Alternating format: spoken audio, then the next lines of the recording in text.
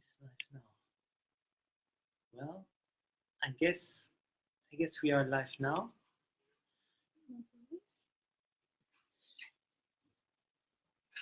Yes, I think. Hello everybody. I think we are live now. Yes, we are live. Great. So as we said, today is our second Facebook Live session, and this time we'll be talking about Cuba. As some of you know, we just came back from Cuba. Actually, like yesterday. It was yesterday, right? Yes. And we spent 2 months in Cuba. We had a fantastic time. We learned a lot about the country.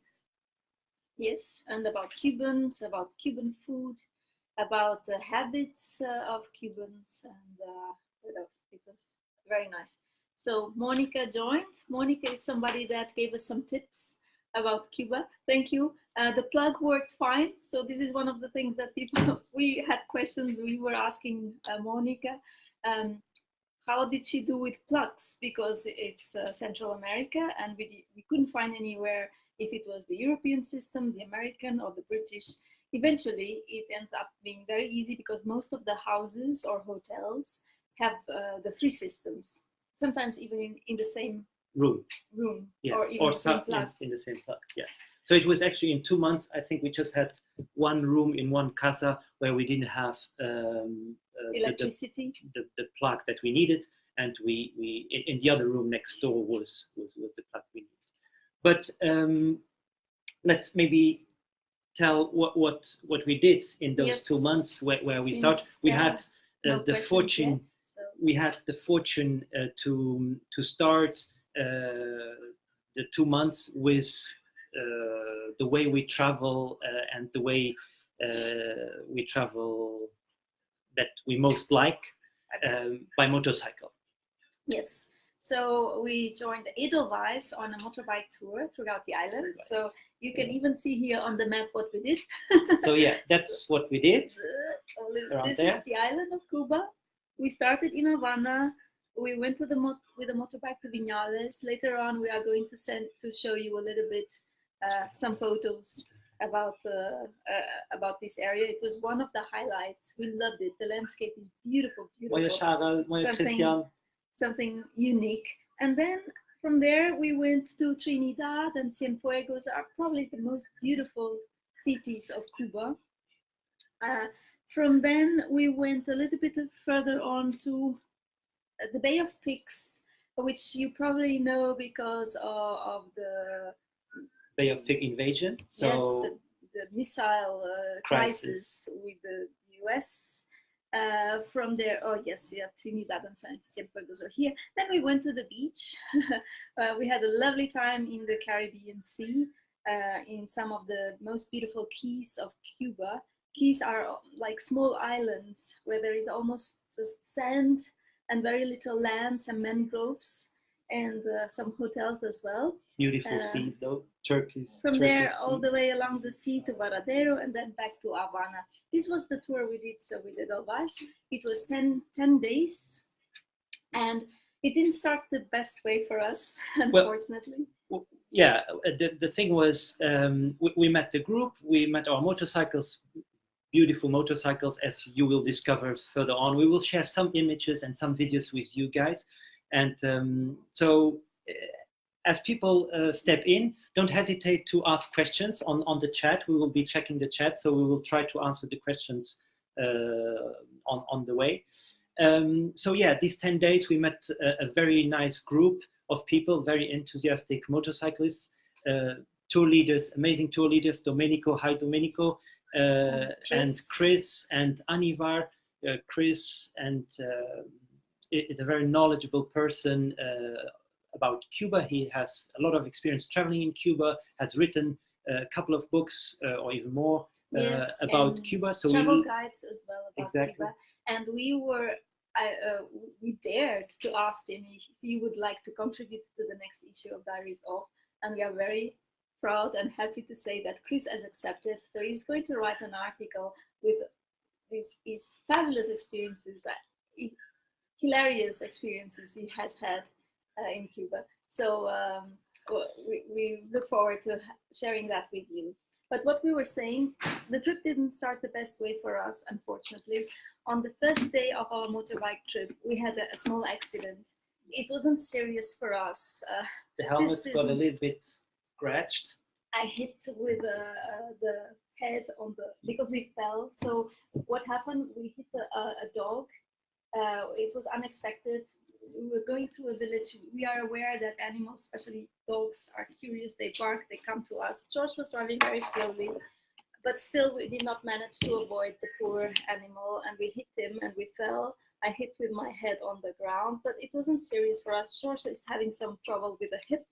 So if Rui is there, he wants to make an X-ray just to make sure everything is okay. Oh, dat freut mich, Charles, dass Kert schon gekommen ist. Ich hoffe, sie gefällt dir. Vielmals merci für den Kommentar. But we managed to go on the trip without any further issue, and the rest of the 10 days were eventless on that respect. No accidents, nothing. We were really happy that we had good material. I mean, thank you so much to our friends, our dear friends, Zeto and Philippe, who lent us their jackets and protective gear.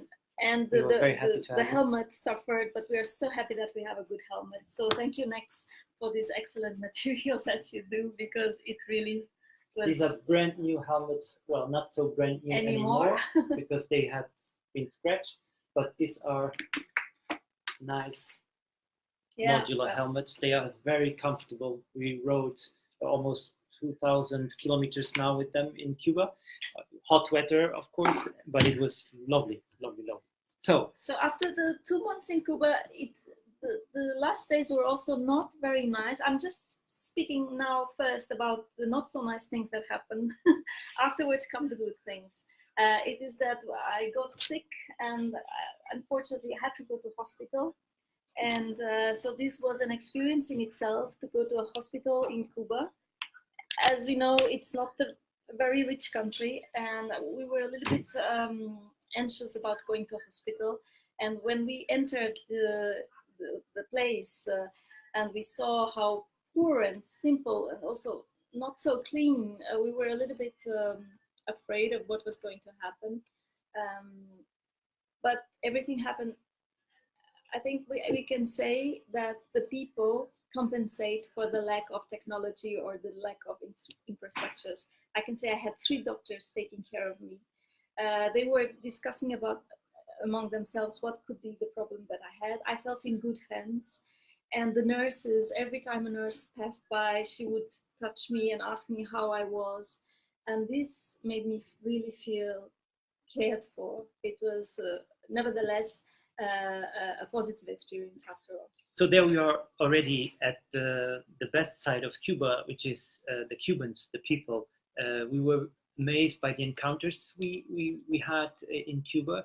The Cubans are very friendly people. When you get to know them, they are very open, invite you over to their house. We had one particular situation where we were strolling around the streets in Camagüey, it was. And so I see a lady, she was inside her house, of course, with the doors open, playing domino. And so I was looking inside her house, looking at her, and she was very concentrated playing domino. And I was ready to take a picture of her, because the scenery was just beautiful. And so she spotted me, she looked up at me and she said, "What are you doing there? Come in." And so I was like very surprised. So I joined her, and she taught us how to play domino the Cuban ways, because they have actually 2 ways. They have the 9. I mean, how do you call that? The domino. The pieces have 9 until 9 dots, or the 6, which is easier, obviously. So we played with her for more than an hour, and it was beautiful. It was very nice. Yes, and what George already said, and we liked so much, we didn't know that. It was our first time in Cuba, is their houses, how they are built. So the architecture of the house is very interesting. When you enter the house, immediately there is the living room. And the living room has usually a big door or 2 big windows that give to the street, to the main street, and they are usually open. Very often there are no windows, no glass windows, so there is just a wooden door to close, but usually they are open. And the people have their rocking chairs, which is something that we love. Sometimes sofas, but very often rocking chairs that they have facing the street.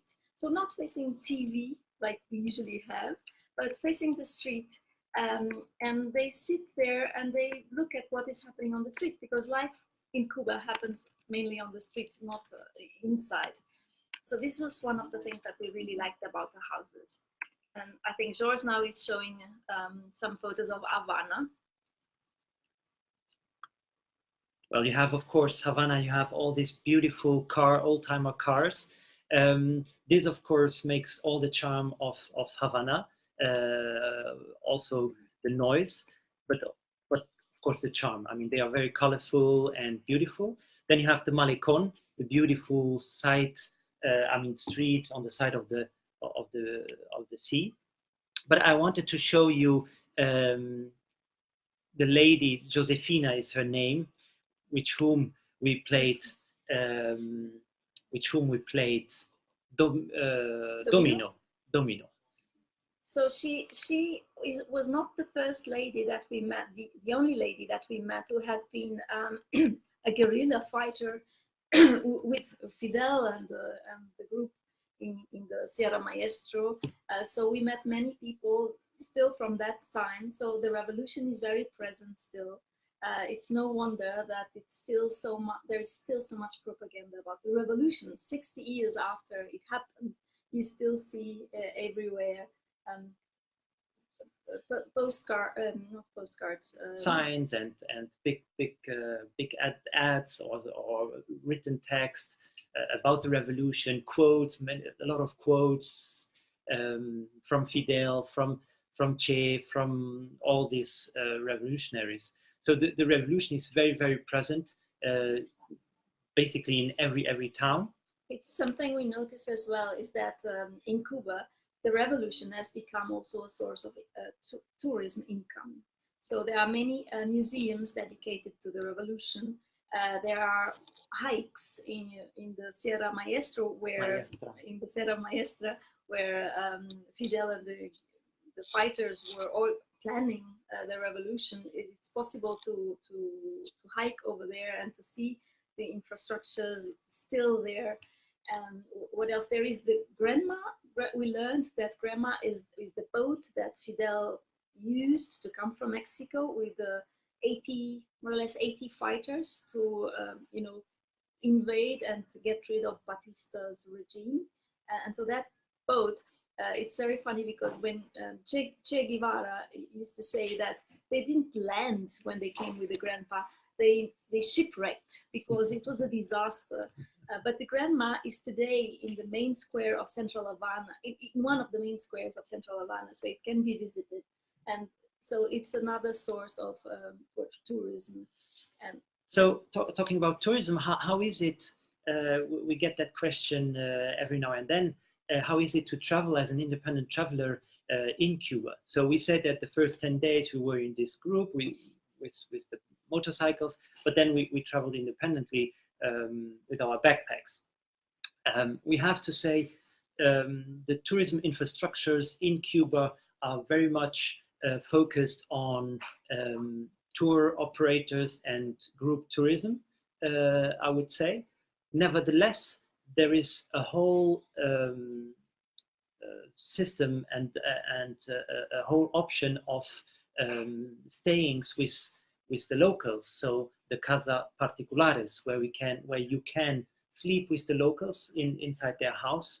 You can eat with them. So you can ask for breakfast or for dinner or lunch or whatever. And this is something rather new, no? So yeah, more or less. I think a couple of years ago, it was not possible that tourists had so much contact with locals. It was forbidden, the contact. Yeah. Now with Raúl, I don't know if this was also still from Fidel's time, but at least Raúl is opening up a little bit more than Fidel. And this is now possible, that you have contact with the people. And then transport-wise, I mean, we've been told that, and I was very surprised, we've been told before going that people, that traveling in Cuba was not so cheap. And that's actually true on one hand, because if you stay on the tourism circuit, so you go with, there are buses just for tourists, so the other buses are for the Cubans. So these are state-run services. So there, of course, the price is basically like in Europe or in the Western world. But if you get out of this circuit and you try to travel like the Cubans do, or many of them do, so they have, Anabela wrote an article about that on our blog, about the different transport possibilities in Cuba. So you have the camiones, the trucks, and this is very very fun way to travel, because you mingle with the people. It's I mean, it's a very close contact thing. I mean, sometimes yes, you are it's indeed very close. It's also a little bit tiring, because it's old trucks, and very often there weren't really seats, but Olá, there Luis. Olá, Luis. a bench where you would just sit. It could be a wooden bench, and without a place to support your back. And you were all the time boom, boom, boom, boom, really moving hard. It wasn't easy, but I tried to find a picture of the trucks. Those are the trucks. So some of these trucks have, like Anabela said, just benches. Others have seats, proper seats. So yeah, it's quite adventurous. And those are privately run trucks. So they cost really not much. It's really not expensive to go from A to B in those trucks. And they don't have a proper schedule. So you just end up there at the terminal or at some areas where they are known to stop. So you have to ask around, where is the truck to this and that town going, where is the stop? And so you go there, and then you pay a couple of pesos for the journey. Talking about pesos, that's another very interesting thing in Cuba, is that you have two currencies. So they are parallel, and you can pay with whichever you want. So there is both are Cuban. So because we used to say Cuban pesos and Cuban convertibles, and they say no, they are both Cuban. Okay, but one is identical to the dollar. So the one convertible is $1, and then so it's the same value. And then one Cuban peso. Or better, you need 25 Cuban pesos to get one Cuban convertible. Why is this? Government tries to have tourists pay with convertibles, because before they used to have the dollar before the embargo, and when they had the embargo, they had to replace that coin, because they did not want tourists to use the pesos.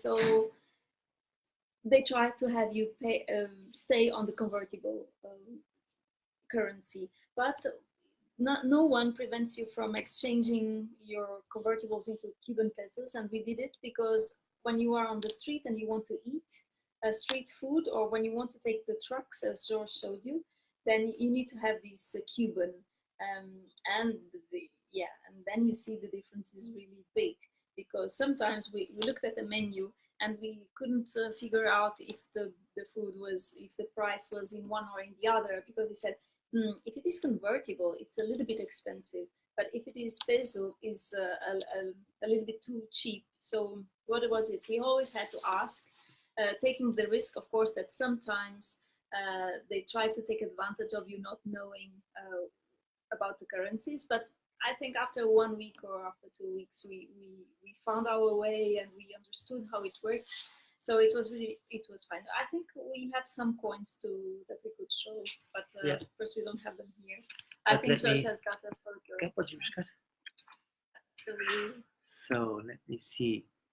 So another big important thing in Cuba is, of course, everything related to cigars. So here you see the the plant plantation, so the tobacco plant, where the farmers harvest the leaves. There you go. Then they are dried. We don't have now here the drying process, and but it's the cigar making is a very very interesting process with a lot of details, with a lot of knowledge that goes into it, and it's really interesting. A little bit like the wine making in Europe, in other places of the world. So there is a lot of knowledge going into that. Yeah, what I liked was to learn where some of the names came from. For example, you probably have already heard of Monte Cristo cigars, or the Romeo and Juliet cigars, and we found when we visit one of the stores where these names come from. And so it happens still that while the people are working in the factory, so usually it's women or men that are rolling the cigars, and there is a lot of technique in it. Hi, Susanna. There is somebody. Hi, Marcel. Salut, Marcel. There is somebody reading. So in the morning, the first thing they read, this person reads is the newspaper. And the newspaper is the Granma, which is a communist from the government newspaper. And after the newspaper, there is somebody reading a novel to the workers. I find this so spectacular that they are still doing it today. And so some novels were more popular than others. And it looks like people loved Romeo and Juliet so much that they ended up giving a brand to cigars. And the same with Monte Cristo. And so on. I think Cohiba is one of the most famous. So if you know a little bit of cigars, you probably have heard of Cohiba, which is one of the premium brands of Cuba. And Cohiba is not the name of a novel, but it is the indigenous Taino word for tobacco. So tobacco is not an invention of the Spanish. So it was not the Spanish who brought it to Cuba. It was the Tainos, the indigenous people, were smoking tobacco, and so the word for tobacco was Cohiba, and that's why today there is a brand called Cohiba. Big hugs to Costa Rica, Carlos. Abraço. So we have a question. Charles asked about the music and Buena Vista Social Club. So of course, music is very popular in Cuba. Many different music styles: son, rumba, mambo, all kind of music styles. And the Buena Vista Social Club was, of course, a huge success all over the world. And so salsa and all these other styles around evolved and are very, very present. We have to say, though, that Cubans like to dance a lot. I mean, we saw a few parties, a few celebrations in towns. For example, Valentine's Day, there was a big celebration in Holguin, and people would dance on the streets, etc. But on the mainly tourist towns like Trinidad, Cienfuegos, Havana, of course, you always have a Casa de Trova, Casa de la Trova, actually, or Casa del Son, so where bands would play. So it's a very nice atmosphere, lovely. And we loved it very much. I mean, we've been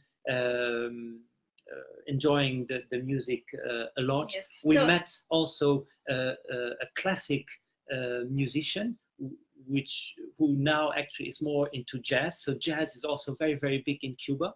So they are, culture-wise, it's a very interesting country, because culture is very important. Music is very important. Yeah. So we visit the tomb of Compay Segundo, which is one of the players of Buena Vista Social Club. Yes. Thanks, Charles, for the documentary. Yes. We absolutely loved. And somebody passed us now a documentary about Cuba. It's called Cuba Libre, and we are going to give it to whoever is interested in finding a little bit more about Cuba. It's very well done. Yes.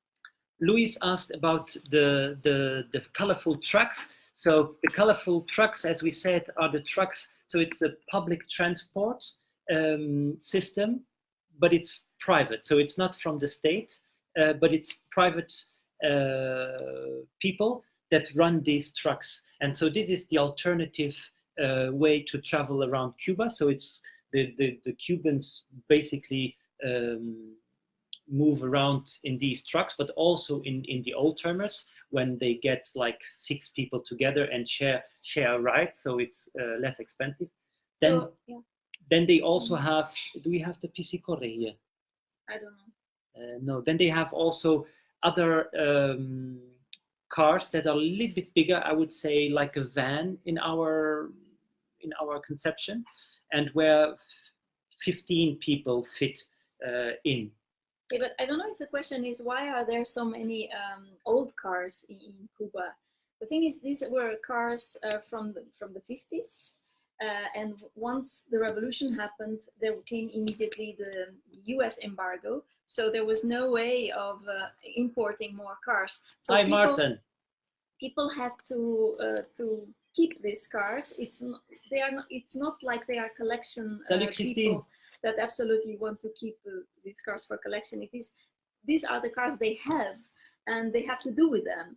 And so, cars need repair pieces. After a while, the pieces need to be replaced. And how do they do it if they can't import pieces from the US? So Cubans are engineers, and they just started replacing pieces from Russian cars. And nowadays what we see is the outside is still an old American car, but the engine as nothing more original has been completely replaced by Russian pieces. It can be a Lada engine, or it can also be a Toyota engine that they like very much, because Toyotas are very reliable, of course. So it's a very do-it-yourself thing, and whatever works. Then let us share some videos with you, if we manage to do it. Let me see. If you have questions, just go ahead and ask. One of the questions we have been asked when we arrived is, as usual, how was food? Food is very tasty. There is the comida criolla. It's a lot of rice and beans. There is a lot of bananas, or which they call the plantain, which is green banana. One of the things that struck us the most was the quantity of queuing that there were for supermarkets or even for restaurants, just for people to buy, ordinary things. Let's see the truck. So this was a truck drive. It was quite a long journey, so people were a little bit exhausted and tired. And what is funny is when you stop anywhere, street sellers come and try to sell you stuff from the windows. So here we are filming outside, and the street sellers, they sell small pastries or drinks. Here you see some fried meatballs, I think. Yeah, there is always something to eat, so you don't really need to organize yourself into buying a picnic before you enter the truck. You always find something on the way. So here you see the truck with the benches. So that's a half full truck, let's say, because usually they fill much more on top of that. Yeah, there are usually people standing as well. Yeah, in the center line. But you want to show some more? Or? Yeah, and here you see the trucks when they leave the terminal or the area where you catch them. And it's funny because they leave when they are full, so they scream out their destination to try to fill up as quickly as possible. Well, this truck supposedly just arrived. Yeah, and the one you see at the back now coming, this buses, of course, there are also buses, but there are not so many. That's why these trucks came into life. They are called Wawa, and they are really, really dirt cheap. The Wawas are really very, very cheap. So, yes, hi Jessica.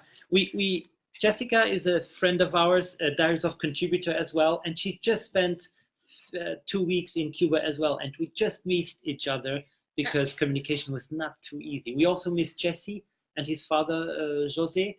And other the funniest is that Luxembourgish friends in Cuba. George was on the street, walking in the street in a small village, and then suddenly he stops and says, "I know that person." And there was somebody in a car pointing at him saying, "I know that guy." And there was somebody from Luxembourg. We didn't know they were in Cuba. They didn't know we were in Cuba, and we just met like this. So that's the funny thing. It's a small world, but you meet Luxembourgers everywhere. a little bit everywhere. But what I was saying about food and about supermarkets, so they have different kinds of supermarkets. The regular one where you go and you can buy whatever there is on the shelf, although sometimes it was a little bit depressing to see the shelves were half empty, or there's only one product, you know, one kind of rice or one kind of cookies, one kind of ice cream, for example. We were looking for ice cream. And then there is another kind, which is they call it bodegas, and it's the ones that we can go, but already you don't feel like going because you don't even know what they have. There are not many products showing, but it's the bodegas are the places where people go with their libretas, you know, which is the ration. How do you say it in English? So the state. The ration. They have like so they have different kind of products that they are entitled to receive. So it's rice, it's oil, it's sugar, it's what is it else? It's eggs. Bread. So, and these small booklets, these small books they have. So per household or per head in the household, they get so many kilos of this, so many eggs, etc. So it's really not much, but it doesn't cost a lot. But while we were there, we noticed that there are some shortages in the food supply. There are many shortages. That's why we kept seeing queues. You know, there were queues of I don't know how many people outside, and we were like, "What's happening? Maybe they are selling." Thank you, Valentina. Maybe they are selling something special. And then when we went to the queue and we asked, "What are you queuing for?" People would answer, "Oh, for eggs," or "Oh, this is for bread."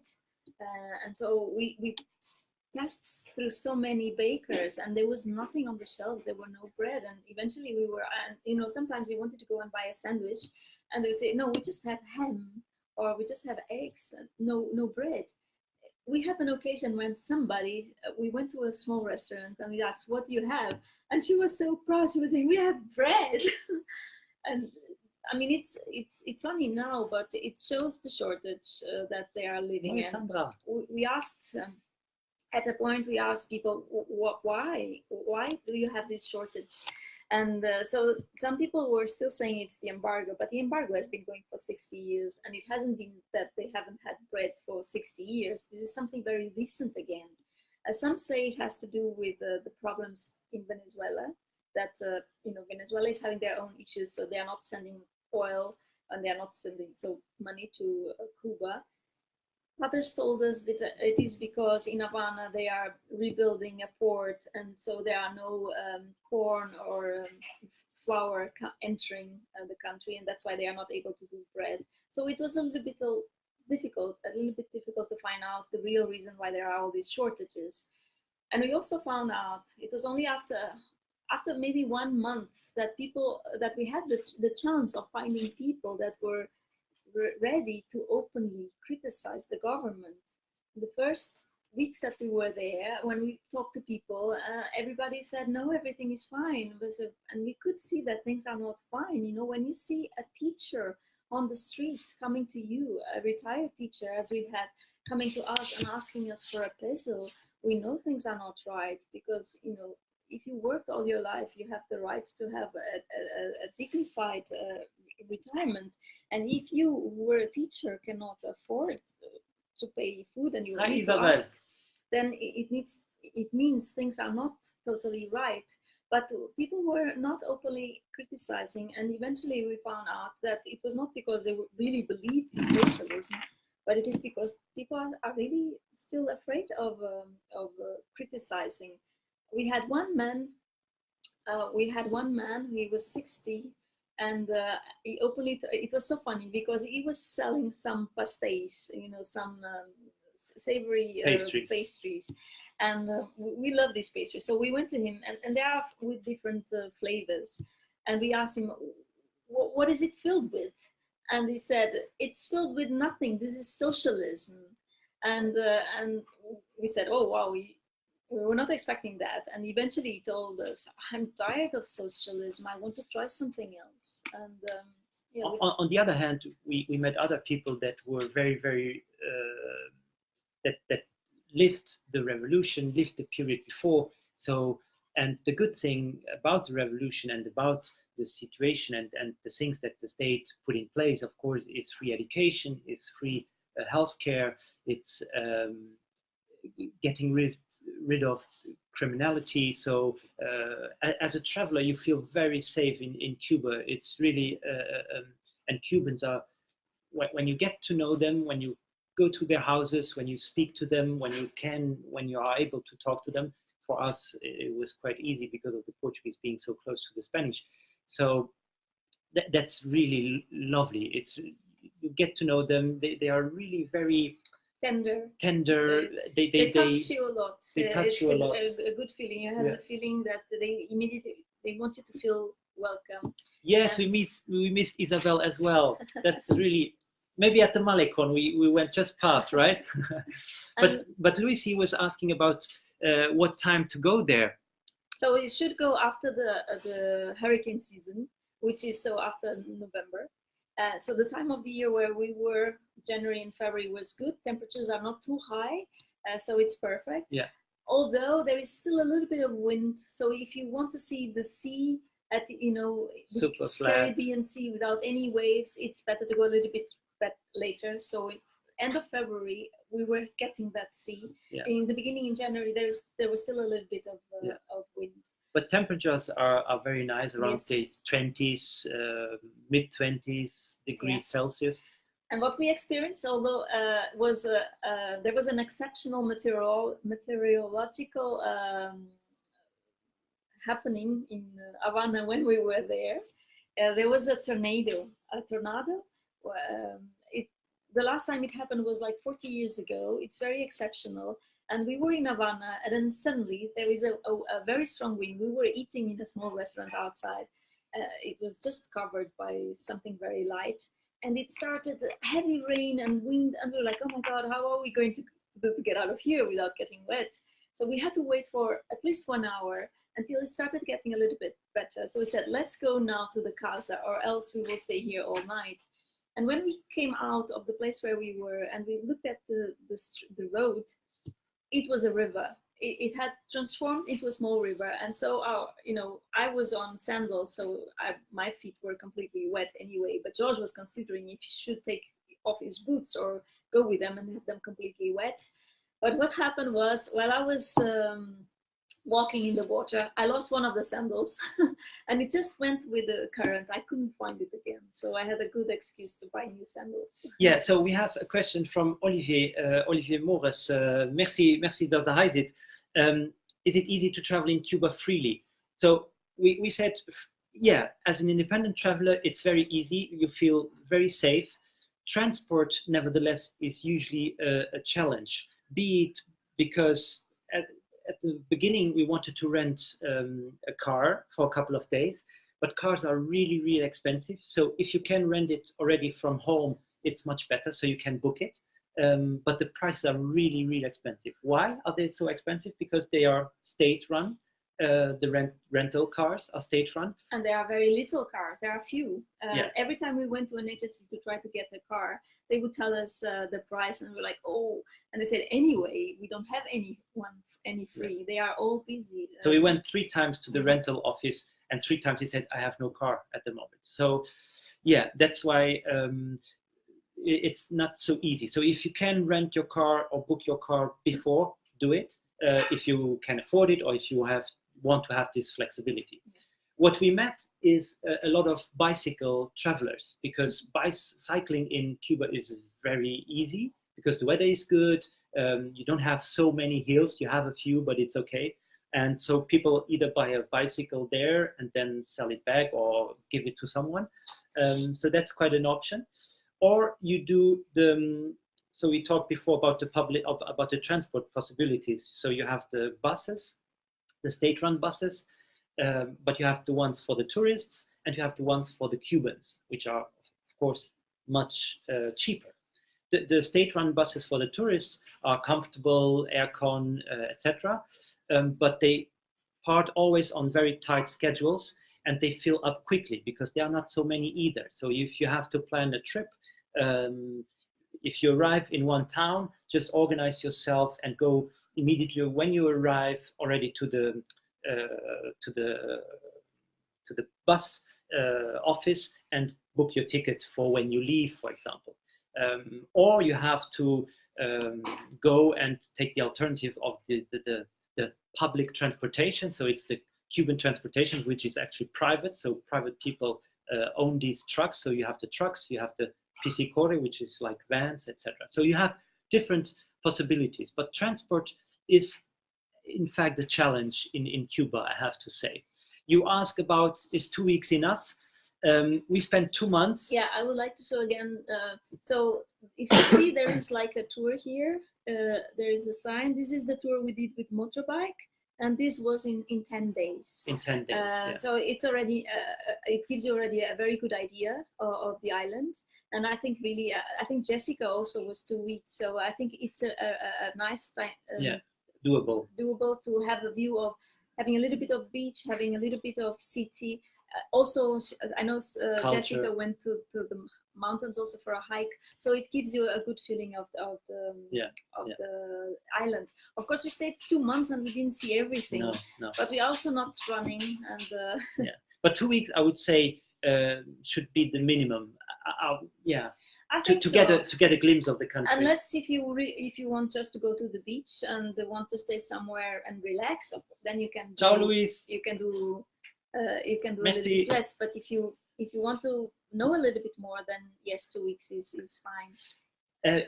Renting e-bikes, Olivier. You ask about e-bikes. We've seen e-bikes. We've definitely seen e-bikes, although not many. So I would. Yeah, in bigger cities you see e-bikes. Yeah, you do, but not too many. So if you can arrange them ahead, again, it would be the best fit, I think. I don't know. Charles asked us about the difference. Merci fait trop, Charles, about the difference between rich and poor. I mean, you don't see.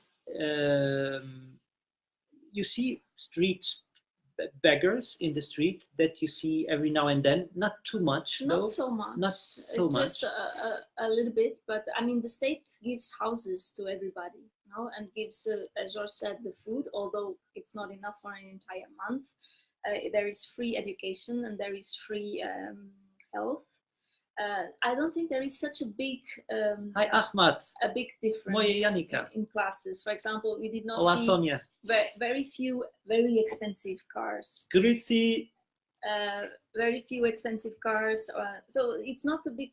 I mean, that was the aim of the revolution. No, one of the aims of Fidel was to finish with the differences in discrimination of races as well. But we did see, and that. It is true. We did notice that the poorer were usually the ones with darker skin, and the ones with lighter skin did actually have better houses. And yeah, so you do see differences, but not so much. Like, for example, here in Europe, in a city like Luxembourg, you see homeless in the station, and then you see these very expensive cars. And in Cuba, you don't see that so much. No. Actually, European cars are quite rare. I mean, we saw a few Mercedes, new ones actually, a few Renault, French cars, some Opel, some Volkswagen. But actually, the most cars you see are the American oldtimers, and of course the Russian ones, Lada and things like that. So, but cars are rare in Cuba because there are not so many in the country, and the country has, we've been told, also not the resources, not the fuel, not the petrol to fill it with cars, and the streets are okay. We've seen worse streets. I mean, the streets were interesting. Yes, I mean, even the houses are. I mean, Havana is a city of contrasts. It has got new buildings, reconstructed Salut Julie. colonial buildings, beautiful from the Olá, Spanish Albin. times. And then side by side with that building is a completely ruined building. That is, this building could not be in this state. It's so beautiful. And usually there are people living there still. What happened with the revolution is that many of the houses that belonged to the American rich families were given to the people. So in places that one house used to belong to one rich family, maybe 10 Cuban families moved in, and started living there. The problem is that was 60 years ago, and people don't have the money to reconstruct them. And so you see that the houses are getting destroyed. I think if something is not done quickly to change this system, the city will be lost. But we see that that's not the case, because Castro started opening up. They have noticed that the socialism cannot be so heavy or so strict. They need to open, and that's why now people are making money with renting their rooms in their houses, or the ones that have cars and use them as taxis as well, just to make some extra money. So we want to share with you some images also about the beaches. Of course, a lot of people go to the Caribbean for the beaches, and the beaches are pristine, very beautiful. Here is a beach. Blocking here. What's going on? But Santa Lucia La Boca was one of our favorites. So the northern beaches are the most beautiful ones, where you have all the keys, beautiful white sand and translucent water. It's really lovely. It's also a good spot for, as Anabela mentioned, for kiting, because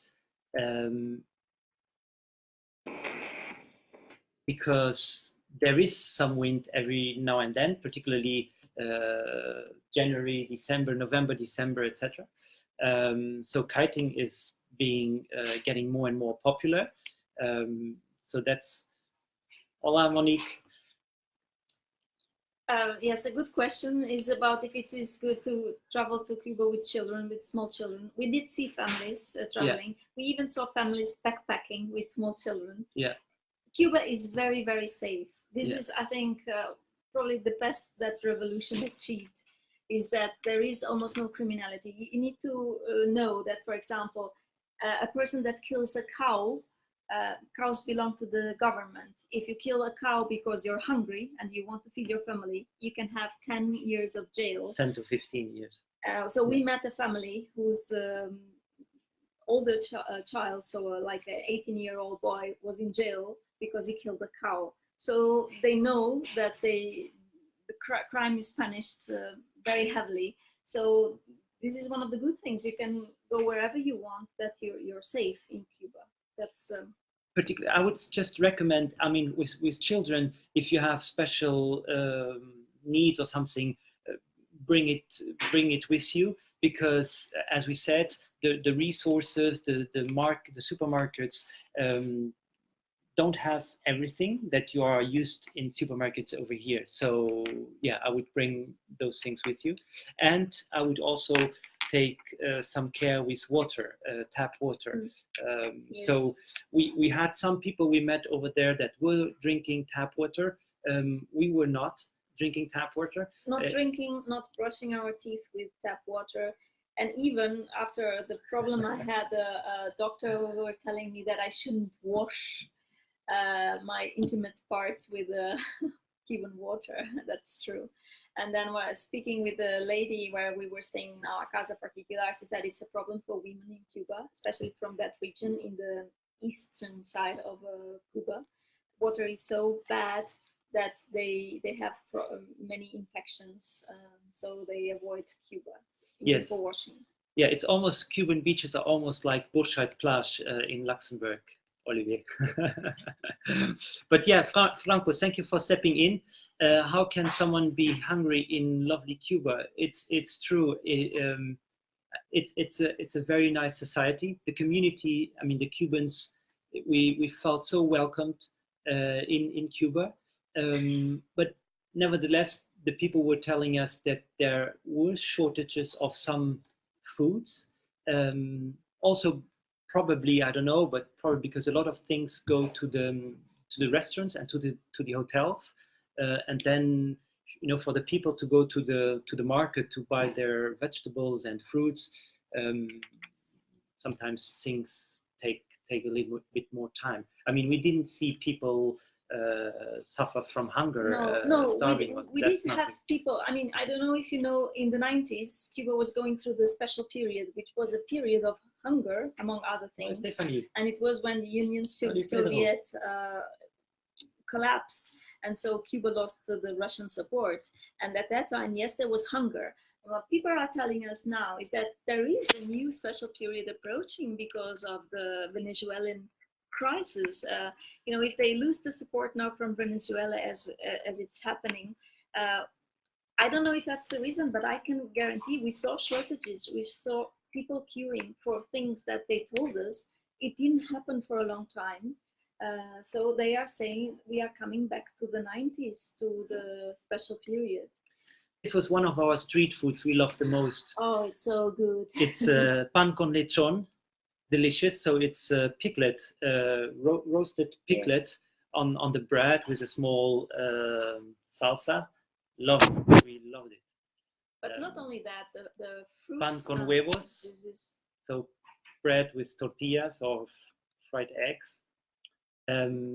Here I had a guy in Las Tunas making me a pan con huevo with mustard. It was lovely. And we absolutely love the fruits. Yum, yum, yum. This is so it's not banana, it's the plantain. It's like green banana that they use for frying or roasting. And I had delicious camarones. Yum, yum, so good. Do you have the fruits, the video with the fruits there? So, the fruits. We absolutely love the papaya, but also, what was that called? Sorry, Claudio. Papaya and guayaba. We love guayaba. Fruits are delicious. In English, it's guava. Guava, and yes. So people not only eat the fruit, but they drink the fruits. So there is a lot of natural juices, and oh, there comes it. Yum, Look yum, at yum. this. This was our favorite breakfast. Doesn't it look great? And here, so you buy the fruits either in the markets or at street vendors like this, where you can buy the fruits, of course. And Susanna is asking when we can buy the next issue, which will be dedicated to Cuba. So you need to wait for spring. As usual, the next issue will come in June, July. So we are working on it now. We are putting things together. There's a lot of material. We have a lot of beautiful experience. I would like George to show one of our favorite landscapes, which is in Viñales. Don't go away without seeing this. It's absolutely lovely. And we loved hiking there. You can do on a horse, you can do with bicycle, you can hike.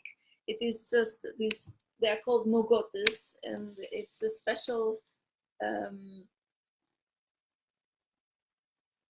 landscape. There's a valley where they produce all kinds of things, and then there is these mountains that are made of limestone. But centuries ago, most of because there were a lot of caves inside, they all collapsed, and now you see these mogotes, which is like small hills. I mean, this is not the best video to show that. If you have the one mogotes this is it. Maybe. Oh, look at this.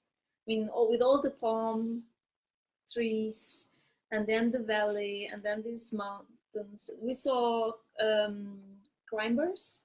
Mm-hmm.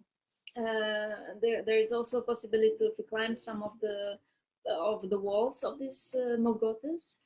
It is beautiful. We spent, and then here there are fincas. Fincas are farms, and these people here, you see the houses there, they plant tobacco, which they sell mostly to the state. Olá, Zé Tó. Olá, Zé. Zé is the friend we told about who lent us the material. So he and his wife, they lent us the jackets that we took to Cuba. Thank you again.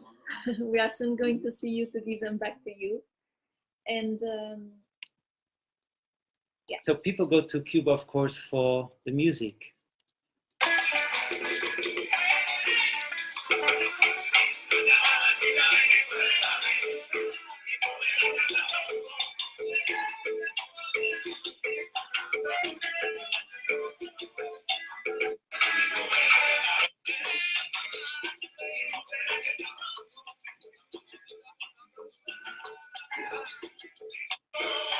And to dance, of course. Yes. Speaking about dance, I mean, not necessarily speaking about dance, but I see now a man and a woman, and it is true that there is it's still an issue, sex tourism in Cuba. So there are people that come to Cuba for searching for sex in both genders. So it's not only men looking for women, it's also women looking for men. It's a fact. It's not something you see everywhere. You see mainly closer to big hotels,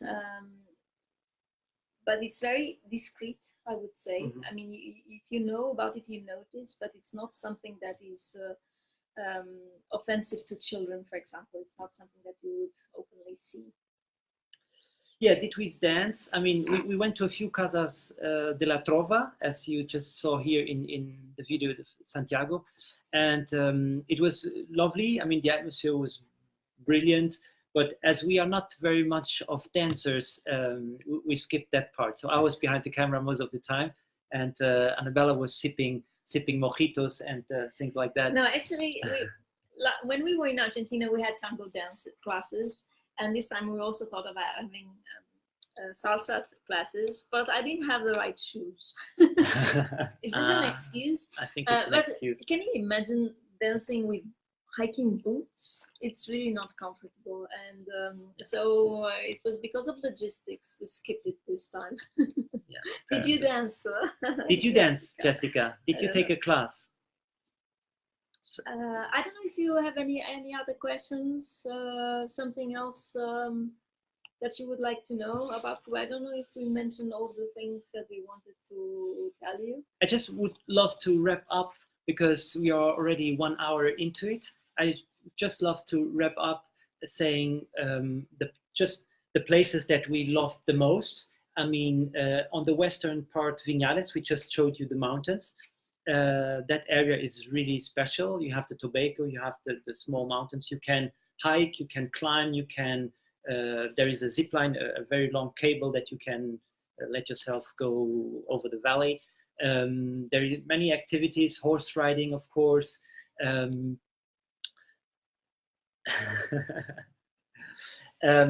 Then we loved Baracoa on the most eastern tip, the first town that Columbus arrived. So it's the first town, they call it the first town of Cuba, where there are some indigenous traces from the indigenous people that were in the island when the Spanish arrived. So that's a very, very interesting area because of the nature again.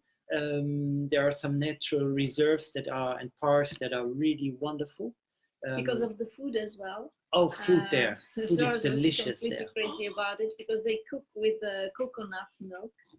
And also we had a dish of shrimps with chocolate. Yes. It was exceptionally good, and George was the entire trip speaking about the Baracoa food. So it's a reason to go there. Yeah. It also has got beautiful beach life, natural beaches there, and it has got also museum. I think it's one of the few museums of about the Taino indigenous people. Yeah. And the other towns that we liked very much was Santiago, which is the second biggest town of Cuba, because of its atmosphere. There are people on the main square are maybe a little bit, pushy, trying to sell you something, but usually they are very, they have a lot of humor, so it's not a big deal. And other towns we loved was Cienfuegos, Trinidad. We loved Trinidad very, very much. It's a beautiful town with nice colonial buildings, a nice pedestrian area. So we really liked it. Yes, so the best time, obrigado, Monica. Thank you, Monica, for your question. The best time to travel there, we would say, is between December and February, or until March. No, even later, until later. March, April, yeah. But not the summer. August, July, August would be too hot and too humid, particularly in the eastern part of the countries. So around this area, around this period now would be actually perfect. Also with children, by the way, because But talking about children and other things, and bring DEET, so bring insect repellent, especially if you go to the beaches. Why? Because the beaches don't have too much insects, but because there is wind and you have the sea, etc. But the beaches on the northern parts and also on the southern parts, some of them, there is a lot of mangrove forests, so a lot of steady water, so not moving water, not too much moving water. And there it's, wow, we did some hikes there in the north, and we went into one forest, and we turned around and we went back because it was just because there was no wind anymore. We were eaten up by mosquitoes. We were after the flamingos, because that's another highlight of Cuba. There are flamingos. Yeah. They are beautiful. They are not difficult to find. It's just that they are always, you see them, but every time you try to approach, every time you try to approach them, they fly away. So you can't really come close. You would need to have a really good zoom to photograph them. But you do see them, and it's beautiful. That for sure. Yeah. So if you go to the beach, take mosquito repellent. That's for sure. So talking about wildlife, just one small section. You can see flamingos. You can see manatees. You can see. They have the smallest hummingbird, the zoom. It's very, very tiny, very beautiful. We will have in the magazine we will have, of course, pictures and more stories. So it's also a place to dive. So there is diving. A lot of underwater world and fauna. Beautiful reefs, diving. There are crocodiles in the mangroves as well in the south. So diving, you can dive with sharks. Our friend Giovanna, she did a diving with sharks, where you feed the sharks. What else, nature-wise? I think that's more or less that. A lot of birds as well that go from from the north to the south. So it's a very interesting flora and fauna. But yeah, the Cubans are the highlights, and we hope that this small Q&A gave you some ideas and wanderlust, and we also hope that it reduced the time of wait until the next Diaries of magazine that will be out in June, July, so end of June. If you can't wait for it, just keep an eye on our website, because we have already a few articles with some of the most beautiful photos, and another article with some tips if somebody is thinking of going there. And if you really cannot wait, you can already pre-order your Cuba magazine. That will give us a lot of pleasure. So, and as Cubans say, mi amor, mi vida, mi vida, mi vida, we would like to mi boy, mi boy, me voy, me voy. The taxi drivers, they would all say, come away, me voy, we go, we go. So we are leaving now. We are soon going to come back to Luxembourg. If you are in Portugal and if you are close to Porto, this Thursday, so in 2 days, we are going to have a presentation about Kyrgyzstan at Spiga, which is a nice bar in Porto. So friends from Portugal, if you are here and you are nearby and you want to know more about Kyrgyzstan, join us. After that, we are going to Luxembourg, and in Luxembourg, we are planning to have a presentation about Iran.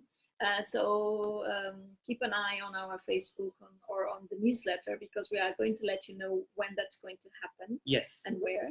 If you want to get all the news, subscribe to our newsletter on our website, of course, and follow us on Facebook, Instagram. We will be posting some Instagram images in the next few months. We didn't do it in Cuba because internet was very difficult. Yes. I think Jorge even has a nice photo with people in the squares, because as there isn't, it's one of the photos in the selection, as there isn't internet everywhere, people need to buy a card and they need to connect, but there is only Wi-Fi on squares, so people need to come back to this to come to the squares. And so this is what you see in the squares, everywhere, just checking their phones and the internet. This is the cemetery in Santiago, and here you have Compay Segundo from the Buena Vista Social Club.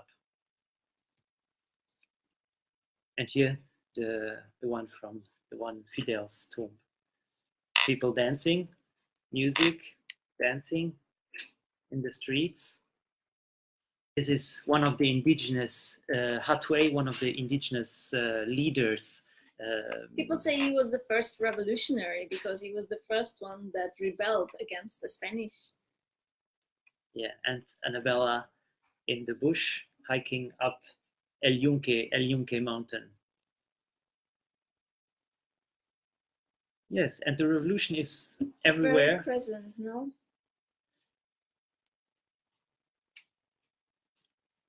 This is the shrimps with chocolate. Delicious. Ooh, delicious. In the east, in Baracoa. Yum, yum. Very good. Some landscapes. So we did a bicycle tour of one day. It's very available in Cuba. It's easy to rent bicycles, as George said. Crossing rivers. This is cocoa. This is cocoa, and you can eat it fresh. We didn't know that. So delicious. our guide was opening it to us, and we ate the small bags inside. It was really nice. I mean, you don't eat you just suck on the outer juice. The berry. You suck on the berry. You take it in the mouth, and it's really good. Yeah, here's Santiago. It's a beautiful sunset in Santiago. Beautiful, beautiful.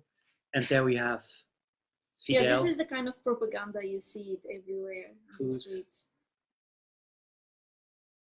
Okay, so we hope you liked it. We hope you're in the mood for more of Cuba. And yes, as we said, thanks for joining us for 1 hour. Salut Christophe. And if you can't wait for the magazine, you can already pre-order it before you forget. Don't forget about it. Not that it sells out. And yeah, we look forward to meeting you maybe in one of our presentations that is going to happen soon. So in Portugal in 2 days, and in Luxembourg as soon as we arrive.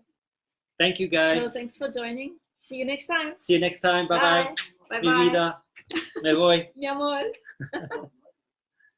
How do I do this now to stop it? Oh, wait. How do I do this?